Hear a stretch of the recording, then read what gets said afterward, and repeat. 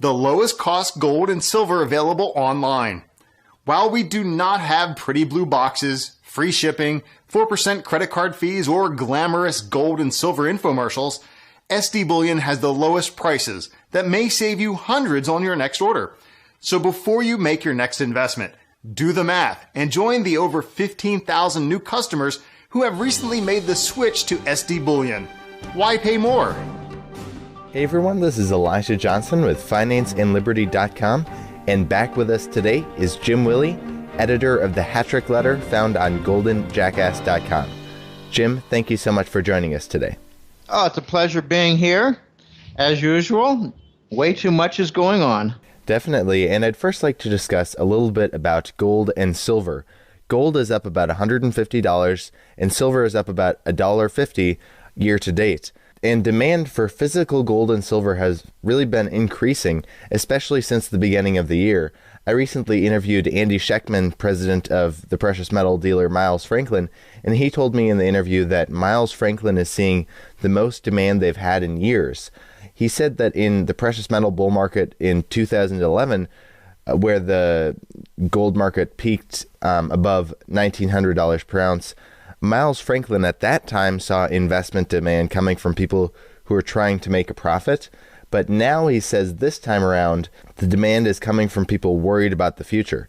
And also, I also interviewed Gainesville Coin's senior writer, Stephen Cochran, and he told me that the best way to describe the events of the gold market for the first 2 months of 2016 are fear and flight to safety. So what is your perspective on how gold is regaining its safe haven status? I think there's a worldwide panic going on. I think this is impossible to verify, but this is my impression, and I'm not a novice at this, and I have access to a lot of very smart people's opinions in my own group of colleagues. But it looks to me like a worldwide panic has begun, and it began pretty much with the new year, right away out of the gate in January. And just a lot of horrible things are coming to light.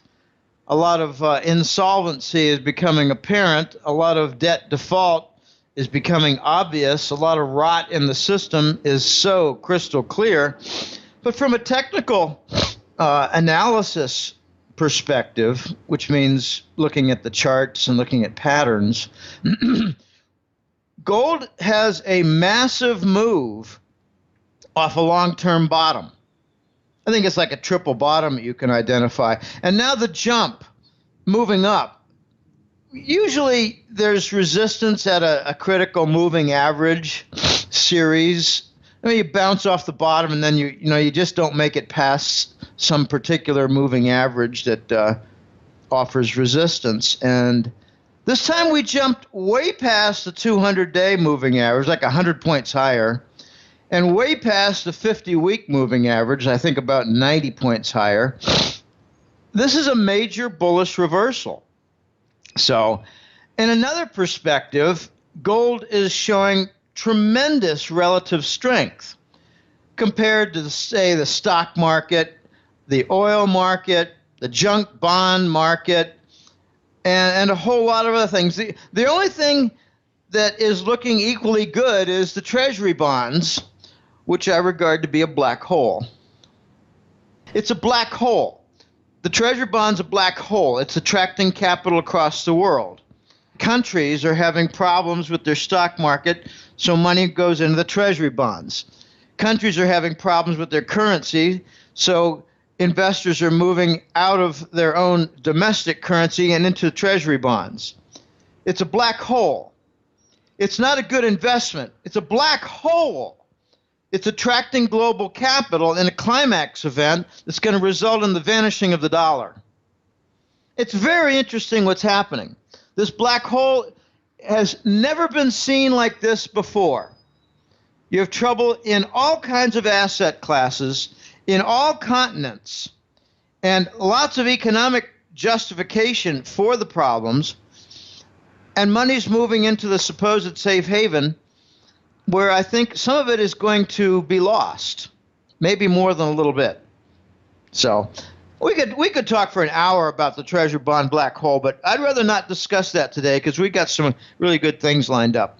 Definitely. And what I was going to ask you about next is if you can expand a little bit on what do you think has changed that is making investors fearful and want a safe haven in the first place? Well, you have all kinds of news of bank problems. Now, bear in mind that since Lehman, we've not made one single constructive reform move toward remedy. Not one single move. The move to 0%, that was to enable Wall Street to make money on a carry trade, bond carry trade. That was to make free the money in the interest rate swap derivative machinery so they could have artificial treasury bond demand when no one's buying treasury bonds. This black hole is fed by 0% and the derivative machinery, multi-trillion-dollar derivative machinery. Okay, so they're seeing the bank problems. They're hearing about threats of bail-ins. They're hearing about negative interest rates. These are not normal things. It's much worse. You're getting finally what I forecasted in. I gave about 4 different interviews during Christmas holidays, and each one I outlined and described with some degree of detail how the expiration of the oil hedges would happen in January, February, and March. And you're going to see a lot of energy firms fall and their banking partners realize tremendous losses. Well, it's happening now. But people are also noticing the shipping distress. I think there's actually an unspoken global strike now where shippers refuse to accept treasury bills. I don't mean shippers. The people who lease the ships, the people who use the ships to ship products like containers, they're refusing to accept treasury bills in payment, so the ships don't go anywhere. The people are also seeing tremendous amounts of job cuts amidst this bullshit sluggish recovery. I mean, it's like there's a law. You must describe the sluggish recovery. No, fear is growing. Okay, you have leaking information about new currency systems. You have the RMB usage, Chinese currency, much more for trade payments. You're seeing bypasses of the U.S. dollar, like Russia and China are not using the dollar anymore for any of their oil trade. You have Iran coming on saying they want only euros, which is exactly what Saddam Hussein did that earned him an invasion. I think people who are a little bit smarter are noticing that QE, the monetary policy, is not working. It wasn't designed to work. It was put on in 2012 to cover the treasury bonds, absent demand, to cover the U.S. government debt that no one wanted to buy. It wasn't to solve the systemic problem. It was a patch to make sure that the U.S. government didn't default on its debt.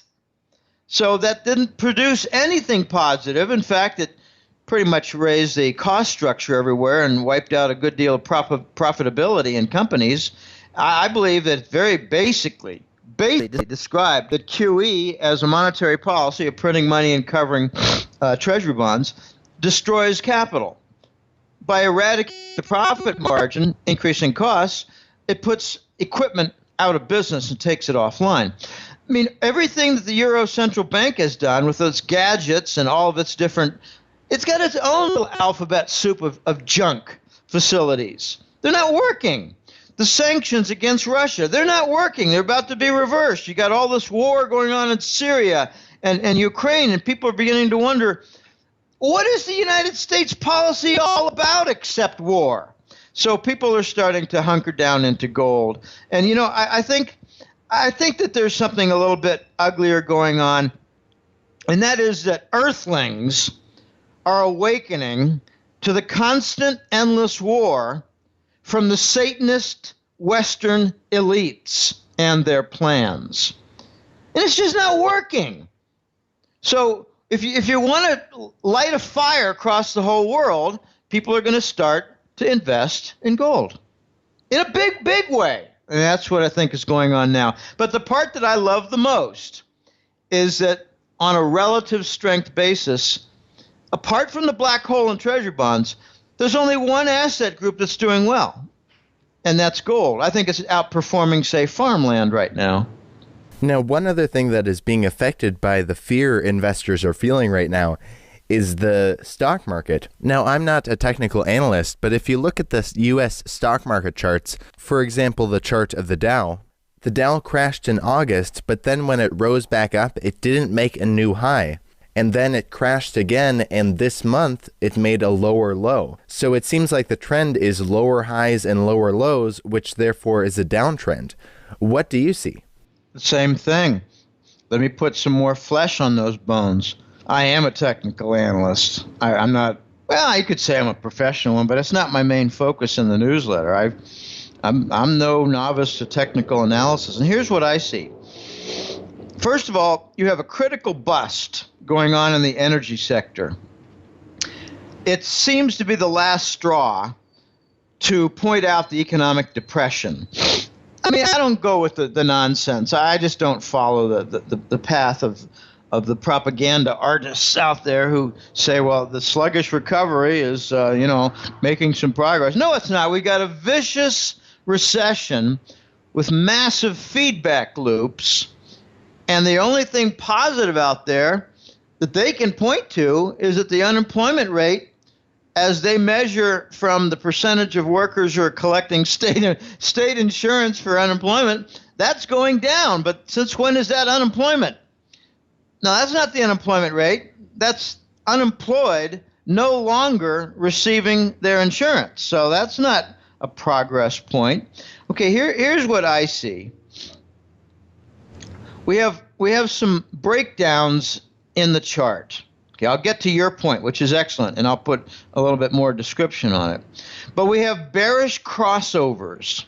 Okay, when a 200-day moving average gets crossed by the 50-day moving average, which is more volatile up and down, if it's averaging only 50 days, it's less stable than averaging 200 days.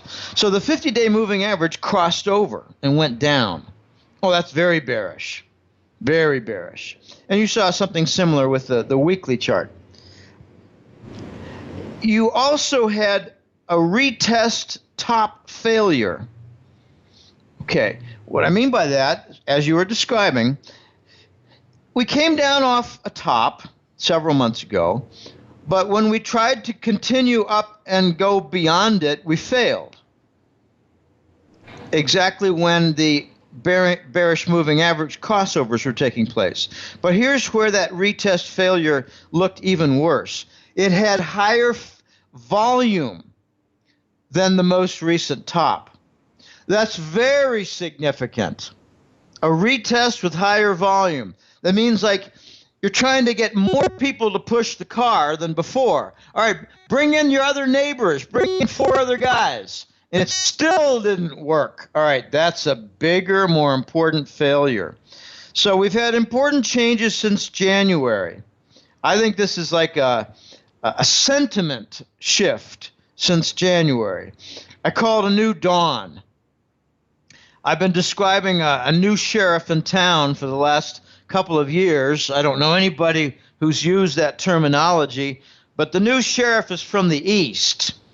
And the new sheriff is calling some new rules. And I believe that there's been a movement the last few months to bring about some very important critical changes. And some of the smart money is noticing this, is adapting to this, and is responding in a big way with the stock market. So I agree with you. This is a change. We've gone suddenly from an uptrend to a downtrend without even a hint of a multiple months of leveling off. This is a reversal with a failed retest with higher volume and critical moving average crossovers in a bearish way. This is looking like a truly horrible chart. Now, besides in the U.S., are other countries' stock markets in trouble as well? I think a better question is which other foreign stock markets are doing well? And the answer is none. None.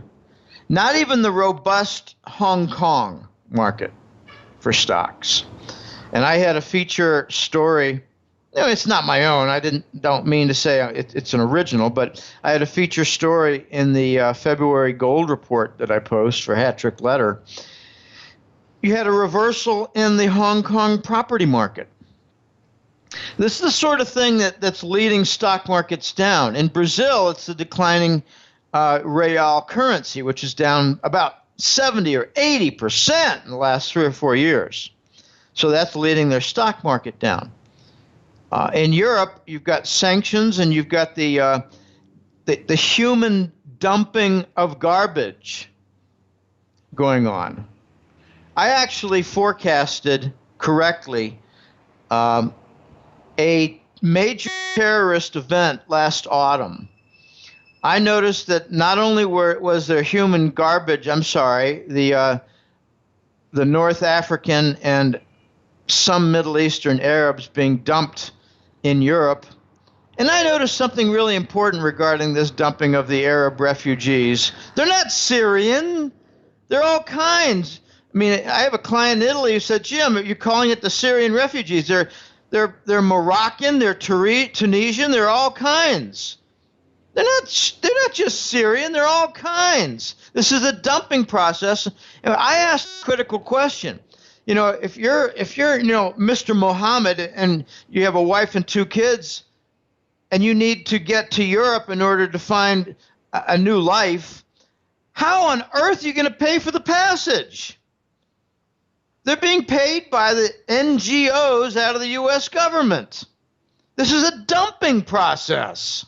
Okay, so I made a forecast that if they were dumping tens of thousands of Arabs, refugees, into Italy and Germany and France, then this was a smokescreen for moving in some terrorists, and we're going to see a big terrorist event somewhere in a major European city. I said this in August and September. And there it was, Paris, France. Okay, so you've got these refugee problems, an increase in assaults and rapes all across Europe, France, Germany, Sweden, people being killed in robberies. You got all kinds of problems. You got the Russian sanctions. You got demands for support of Turkey that are not being met. And how's an economy in Europe supposed to behave in response? So it's seeing distress. People are saying, well, I can point to any of 12 reasons not to invest in the European stock market. So the DAX in Germany is doing bad. The CAC in France is doing bad. The FTSE in England is doing bad. These are all doing bad. They're also suffering from basic profit struggles and currency distress. All kinds of countries. This is a universal problem right now, Eli, and it's not going away until we do the right thing. I've got kind of a funny little story. Several clients and some interview hosts have said, "But Jim, haven't they really tried everything? Nothing seems to be working." I said, "No, they haven't tried everything. They haven't liquidated the big banks. They haven't installed the gold standard. They haven't removed the Treasury bond black hole. They haven't done a default related to that on U.S. government debt. They haven't done everything. There's no gold standard. We're doing everything but the right thing." There's a joke in Europe that says the Americans would do all the wrong things, make all the wrong decisions before they do the right thing. So we're doing everything but liquidate the banks and install the gold standard. It'll come first in trade, then in bank reserves, and then in currencies. This is global, Eli. And that's why I think we're on the major cusp for something related positive to gold. I think there's going to be a gigantic bandwagon worldwide in favor of gold. It's going to jump on it, and we're going to see a whole lot of new currencies that are gold-backed. And the pressure will be on because they're going to achieve critical mass, which is what I've been making a point on for a couple of years. They're going to achieve critical mass because there's going to be a sufficient number of countries involved to maybe cover, say, 75, 80%, maybe 85% of global trade. So any country that doesn't participate, they're looking at the third world. Now, we're going to see a lot of positive events, I think, this year regarding gold. I mean, you can look at specific examples like the Shanghai gold fix is taking control from London. Yeah, the Shanghai gold exchange is offering RMB-based, Chinese currency-based futures contracts for gold that actually deliver in gold, unlike what the COMEX does. They don't deliver in gold. You want to buy a gold contract in New York on the COMEX? Fine. Don't expect to get any gold as part of the contract. In other words, constant violation of futures contracts and no lawsuits and no criminal prosecution. They're selling gold without delivering gold. That's just a control device. All right, so we're going to see a lot of interesting positive events in gold this year. And unfortunately, it's going to be amidst ruins of the global economy and the global financial structure. Now, if I could just ask, you're saying that countries are going to start backing their currency with gold. I mean, the price of gold right now is way too low for that actually to be feasible, right? I mean, there's way too much currency in the world. So wouldn't the price of gold have to be set much, much higher? Exactly. And that's the plan. How high do you see the price of gold going? Well, I see several steps. I'd like to outline the steps and maybe put a few words behind them. I think we're going to see the big banks of the world realize we need to conform to Basel III and the rules related. We need to load up on some gold and put them in our bank reserves, now Tier 1 asset, as they call it. And when everybody's in place, this could actually be part of the reason why gold is doing well in the last month. Big banks are buying gold. And once that's all in place, then they kind of wave to each other and say, all right, systems go, and they double the gold price. And then suddenly you're at, between 2,000 and 2,500. And these banks are not fully recapitalized, but they've got a lot better condition than they had before. Then the next stage comes when, after that has been the case for a while, like several months have passed and we're still over 2,000 with some retests on the downside that are successful. In other words, increased volume to push down the gold price, and it doesn't go below 2,000, and that's seen as a positive event and signal. Then you're going to see the mining companies decide, all right, let's start working toward opening up these mines that we've put in mothballs. So you're still not going to get the new mine supply while you have all this new demand. So if you don't get that new supply coming in to meet the demand, and it takes much longer for the mining companies to achieve the new supply, then the gold price is going to continue rising with this new demand from the banks and the new realization among world investors that gold's in an uptrend, it's rising. Well, I'm going to jump on that. But it might take $1 billion to open up and bring back online a shut down gold mine. For environmental reasons, a costly process has been manifested and realized in the last year of sealing up the shut down mines. You can't just walk away with holes in the ground. You got to seal it because they leak. All right, so that'll take us way past 2,500, probably closer to 4,000 or 5,000. And then comes the serious demand for all the different global gold-based currencies. And the big banks are going to say, well, we need to get rid of all of these sovereign bonds. It makes no sense to have debt as a banking core asset. That's a very important point that highlights how sick our global financial system is. The basis and core foundation is debt. It's designed for a systemic collapse when you get too much debt.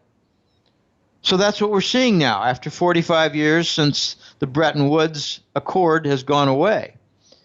So you have lots of steps here, and I think we're going to get eventually past 10,000 on the gold price and get somewhere like 300 or 400 on the silver price. So given all these multiple steps that I just described, I think we're going to be on a rather impressive march that's not going to take, say, 5 or 6 years. I think it's going to take like 2 or 3 years. It's going to be breathtaking. The Chinese are fed up. They want to change the system, and I think they're going to be just like the Lord overturning the temples and their tables. The Chinese are going to overturn the COMEX tables and say we're dealing with a doubled gold price. Let's see if we can attain some equilibrium. But it's not going to work. It's not going to work because the new mine output is not going to be there. We're going way down. We got some major problems in the mining industry. Where's the gold going to come from? Well, I got some clients, Eli, who say, if we ever get to 2,000, I'm going to sell some of mine. And I tell them, I wouldn't sell more than 10% unless you're urgently in need, like paying off some big debts or, going to law school or something, going to medical school. And they all write back and say, oh, yeah, I just sell a small amount.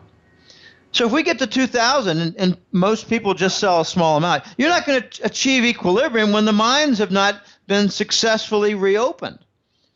And then you get to the other steps like I described. We're going to have about 4 or 5 steps in the next 2 or 3 years that get us to 10,000. It's going to be exciting. You're going to be able to say victory, but not without a price. There's going to be a couple of macro effects that are going to be horrible. One is that the dollar goes away, and therefore so does the inventory supply system based on the dollar.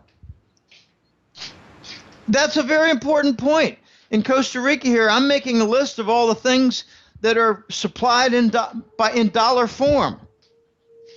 I'm buying up packs of Gillette razor blades. They're only available in imports. I think there's going to be empty shelves for razor blades. I'm buying up some, heavy, bathroom detergent, bathroom cleansers, stuff like that. I mean, as far as buying fruits and vegetables and coffee and milk and butter, stuff like that, no problem. The domestic currencies can handle that. It's the imports for the supply chain. I'm worried about gasoline and diesel for Costa Rica. We don't produce anything here. Nothing for energy products. Zero. It's imported. Some of it's imported from Nicaragua, paid in dollars.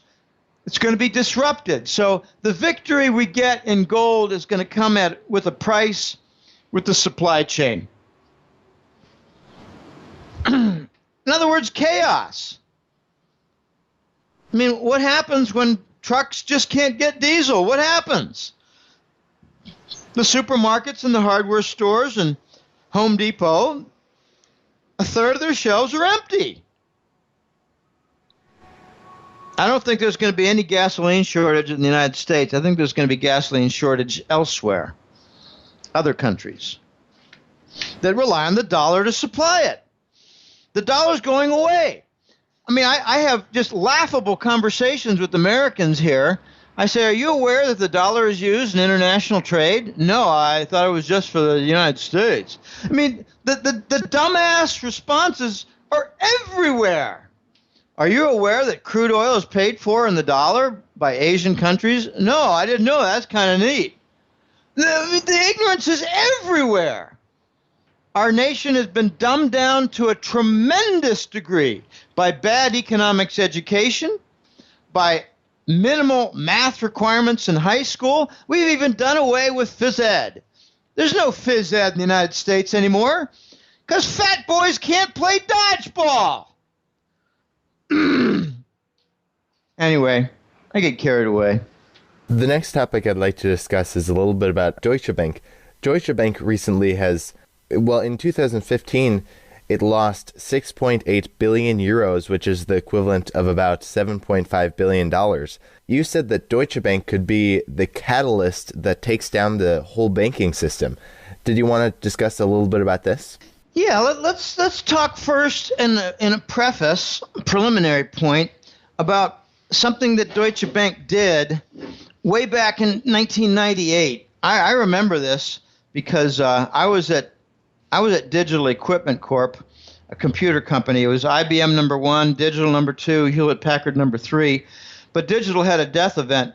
But in the early 90s, I used to attend focus groups. I mean, some of my colleagues were involved in the non-quantitative, meaning that they weren't statisticians, but they were doing important work. They were doing focus groups and things like that. And they would say, hey, Jim and Bob and Johnny, if you want to come, we're over at the hotel up in Littleton, and come on. It starts at 9 o'clock and goes to 11. We got Bankers Trust there. Okay, Bankers Trust. That was a big client. In 1998, the Fed organized an acquisition by Deutsche Bank of Bankers Trust. Bankers Trust was not an ordinary kind of a bank. It had corporate clients, to be sure, but it wasn't, a retail bank where people would say, I got a passbook savings account and some CDs. No, it wasn't that kind of bank. It was called the Fed's Bank. It was called the Central Bank's Bank because it contained a lot of derivatives. And I call that the whirling dervish of mythical mass that the entire U.S. banking system foundation was built upon after Black Monday of 87. Black Monday of 87 was a very important point in American financial history because that was the event that highlighted how the United States banking industry was insolvent.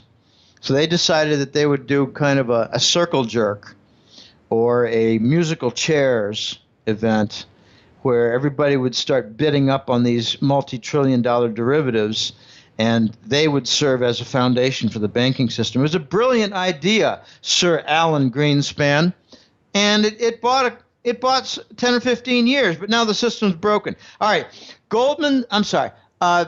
Deutsche Bank bought, in an acquisition, Bankers Trust, which meant Wall Street could engage in all their derivative trading without regulatory oversight. It was offshored, outsourced to Germany. Okay? That's all breaking. And it's breaking principally, I think, with the interest rate swap derivative and all the movements in treasury bonds. It's breaking from the petrodollar derivatives that link currencies to the crude oil.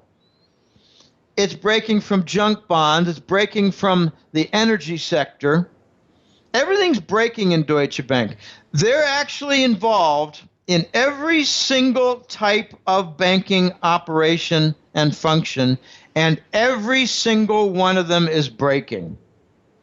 I mean, when you get people saying, I don't know what's going on, I don't see any big problems, it means they don't understand that in 7 different areas of banking, everything is breaking. In other words, they don't have any idea about what's going on. They don't have the ability to perceive one single thing. Deutsche Bank is involved in every single type of banking business, and all of them are in total wreckage. The Voice told me back in 2011 and 12 that Deutsche Bank is going to fail. It'll take a couple of years because they'll do Herculean efforts to prevent its failure. And if they really did the right thing and could do the right thing, they would break up Deutsche Bank into about 7 businesses. But then a few months later, he said, never going to happen. Because the biggest piece in there is their derivative business. And if you put that to proper mark to market, it's probably worth a few negative $1 trillion. So they'll never break it up because they'll never want to bring to light their derivative losses. And if you did bring to light the derivative losses, you would see how the derivatives hold everything together that's broken. So what are their businesses? They got commercial lending, Deutsche Bank has sovereign debt with the pigs, like Spanish government debt, Portuguese government debt, Italian government debt. They're big stockholders in the broken banks from those three countries and Greece. Deutsche Bank's involved in LIBOR with lawsuits involved in there.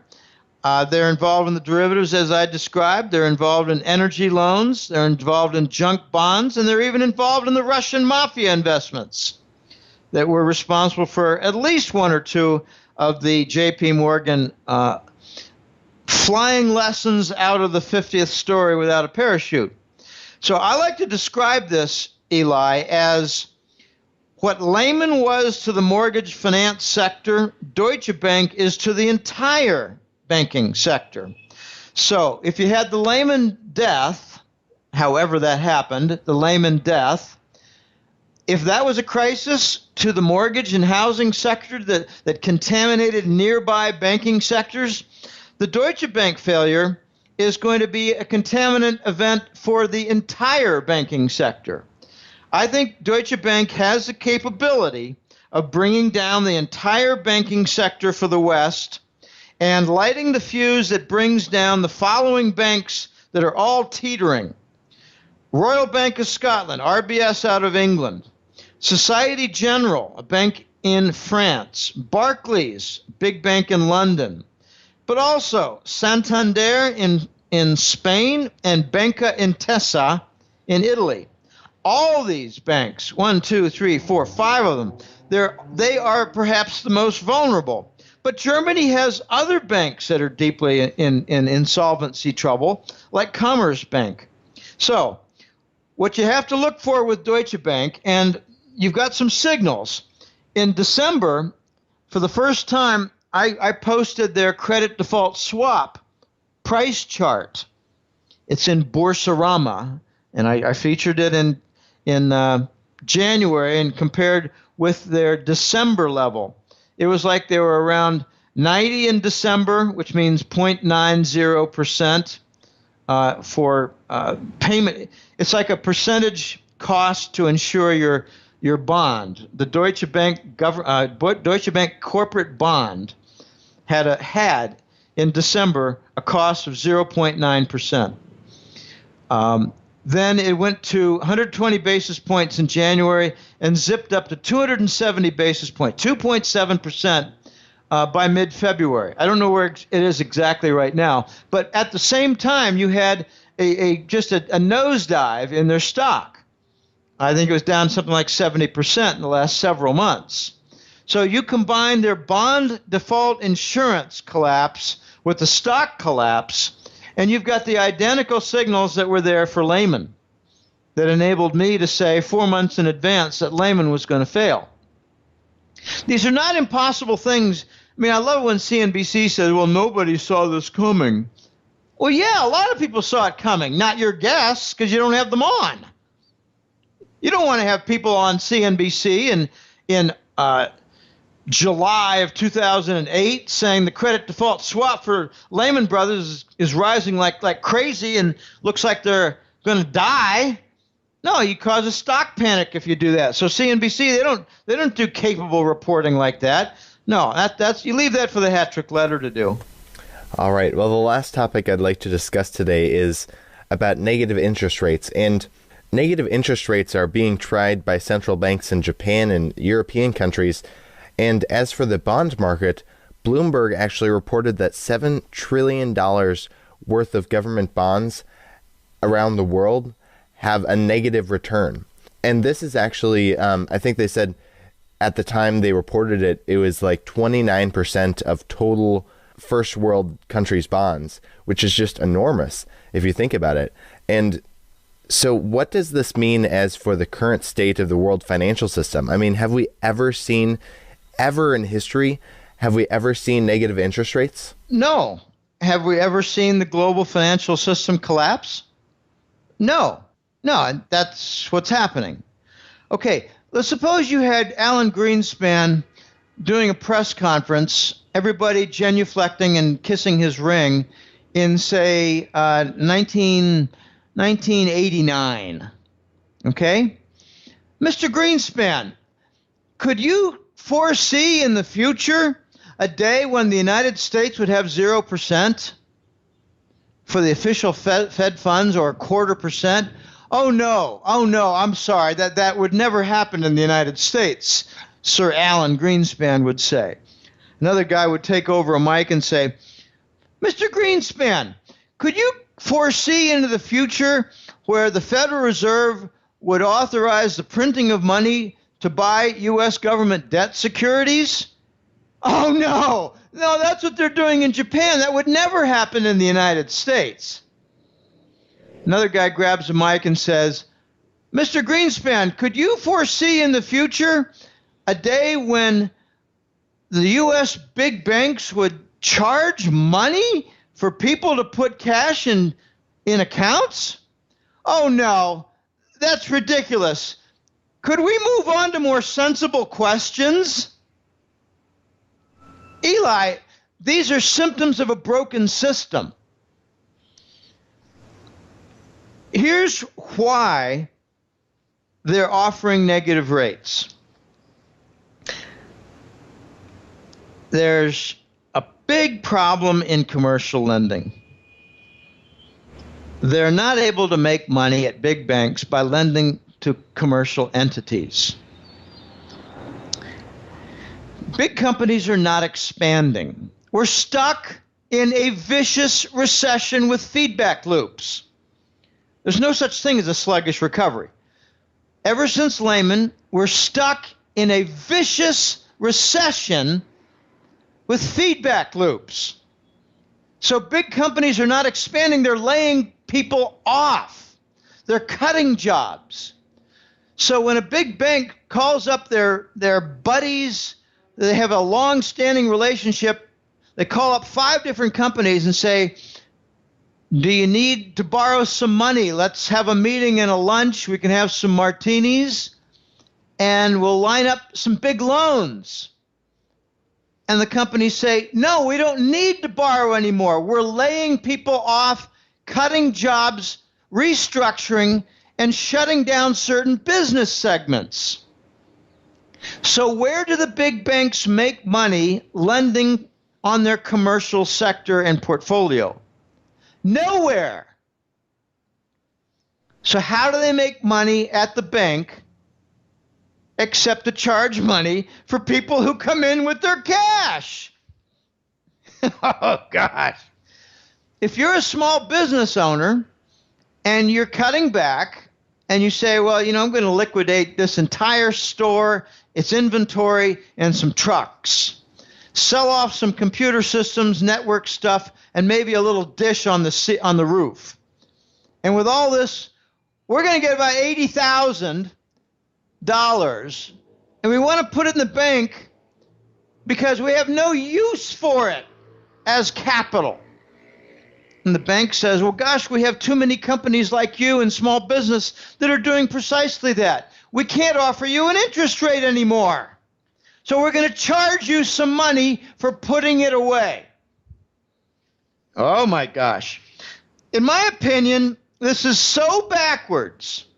I wrote a series of 3 articles, or maybe 4 articles, in 2003 before the newsletter. I called it Ask Backward Economics 1, Ask Backwards Economics 2. I pointed out things like a very low interest rate slows down the economy. Well, what does a negative interest rate do? Does it maybe bring about an even more rapid capital destruction? So I have a nasty description of negative interest rates. It's the last gasp of the banking system. It's the banking system attempting to breathe through its asshole.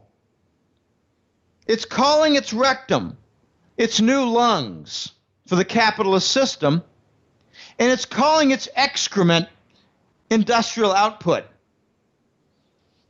In other words, the banks are shitting all over the economy. How do you think that's going to work out? Do you think that's really going to fix the banking system? No, it's a last gasp. And there's another angle to this.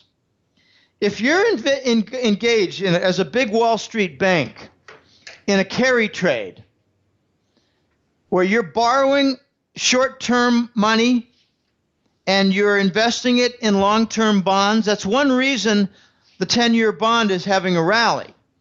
These banks are borrowing cheap money and investing it in the 10-year bond. They're making money. So could it be that as the interest rate falls, as the bond yield falls on the 10-year Treasury by, say, 0.25%, could it be that the banks say, well, we're going to continue to make that profit by charging 0.25% on the bank accounts? So is the negative rate going to be exactly what the 10-year bond yield has dropped? Don't know. But it does sound interesting. Now, this is the last gasp. Eli, a year from now, you're not going to be looking at some of these banks in their same condition. You're going to be looking at them in a liquidated position. You're going to be looking at them in a collapsed position. The saddest thing about the Western banking system right now is that they're all lashed together, these big banks, following Lehman. They decided, well, let's protect each other by tying each other together with big contracts and share the responsibility. It used to be that Morgan Stanley had most of the oil derivatives, and now they all have the oil derivatives. So they're all going to go down at the same time. And that's why I think we're going to see a major gold volcano event in the next several months, because the banking system is imploding. They're all going to go down together. If Deutsche Bank goes down, you're going to see all the other banks go down with it, like RBS, Societe Generale, Barclays, Santander, Bank Intesa. If one Italian big bank goes down, you're going to see 5 others go down. If one big French bank goes down, you're going to see 5 others go down. It's a domino contagion effect. They don't want the contagion, so they lash together themselves, hoping that no one big bank would go down, like Deutsche Bank. We're way past the situation where they can kill off one bank like they did Lehman Brothers and feed off its bones. We're way past that. The next big bank that goes down will be a systemic failure event. This is the end. This is the end game, Eli. Well, Jim, Willie, thank you so much for joining us today. I guess before we let you go, did you want to share with the viewers where they can find you and any last thoughts you had? Sure. The website is www.goldenjackass.com. No hyphens or anything weird in there. Just goldenjackass.com. Amazingly, EI, this May will be 12 years. So it's been a long path. I did not expect when I started this for the dollar to be around at the year 2010. They've extended things with 0%, extended things with QE and the bond monetization, which is something like a country Zimbabwe would do. We're doing the Zimbabwe monetary policy for the global financial system. And it's causing a global vomiting event. So I cover a lot of things in 2 reports for the Hattrick Letter. It's the Global Money War Report. I changed that name after the Lehman event because, I didn't need to forecast how the banking system was going to go bust and turn insolvent when it just happened. So I changed the theme of the first report to the Global Money Report, Money War Report, and I focus on that with major events to defend the dollar, like wars in Ukraine to defend the dollar, obstructions in Syria to prevent Iranian gas from reaching the European market, because the Gulf Emirates don't want their business in LNG upended. So there are a lot of major events like Russia and China going off the dollar standard for trade, especially oil. A lot of events like the Chinese spending really $1 trillion or more of their treasury bonds to buy up assets around the world. So those are money war topics. The second report is the gold and currency report, where I get down to the nuts and bolts, like Indian demand for gold and silver, North American demand for gold and silver. And there's an interesting point regarding North American silver demand. If you add together U.S.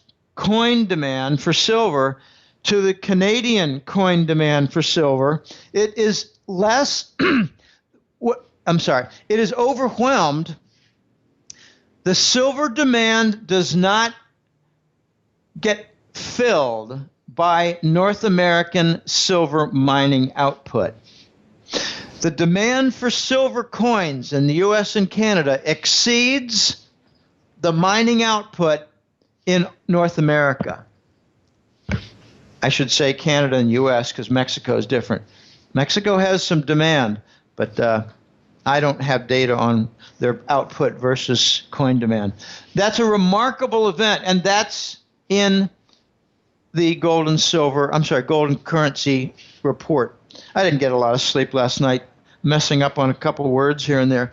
And there's another big phenomenon that I cover in the gold and currency report, and that's the massive changes going on in the silver market, where 10-year-old coins now are not given the same price as a 1 or 2-year-old coin. They're called bullion coins, but the 10-year-old coins are being given a price more consistent with a 100-year-old collector item. And you're also seeing the live market for silver go completely dry. It's kind of a side market where, I got an emergency. I need $10 million worth of silver to complete a certain large-scale project, and I'm willing to pay $15 premium on the silver price. In other words, I'm willing to pay $25 to $30 per ounce if I can just get my hands on $10 million worth. It's called the live market. It has zero supply now. And the last thing is the silver. What do you call it? The silver cycle. The silver cycle is where grandma's silverware from your dining set. You bring together all the different silverware from estate sales, and that used to be sold at a 10% cut, less than the spot price. Now it's a premium. Well, that whole industry now is overturned. They're going straight to the refineries with that now. They're not wasting their time selling to the middlemen at a discount. So the middlemen are out. Okay, I cover things like that in the gold and currency report, which has kept its name for the entire 12 years. It's a labor of love, Eli, and this is climax time, people. This is your last opportunity to get gold and silver. This is your last opportunity to get your money out of the banking accounts where they're likely to take a 35% cut out of them. I think the cut with the bail-in could be coincidental, in other words, happen at the same time, as the bail-ins related to new currency. If they offer a new Scheist dollar, the bail-ins might happen at the same time. So, interesting times, Eli. Thanks for having me on. And if people cannot realize that this is the climax and the end of the current system, then you probably never will. It's like sleeping through a hurricane. This video was brought to you in part by ReluctantPreppers.com. Click here to watch Reluctant Prepper's latest interview with Ann Barnhart. What signs indicate we are on the edge of the precipice? Founder of the former Barnhart Capital Management, outspoken critic of unconstitutional government and lawless economic power systems, Ann Barnhart returns to Reluctant Preppers to sound the alert of clear and present danger evidenced by the patterns of power and megatrends across major spheres of concern that signal we are on the verge of a cataclysmic social, economic, political, military, moral, and spiritual collapse. Buckle up and get ready for an eye-opening briefing.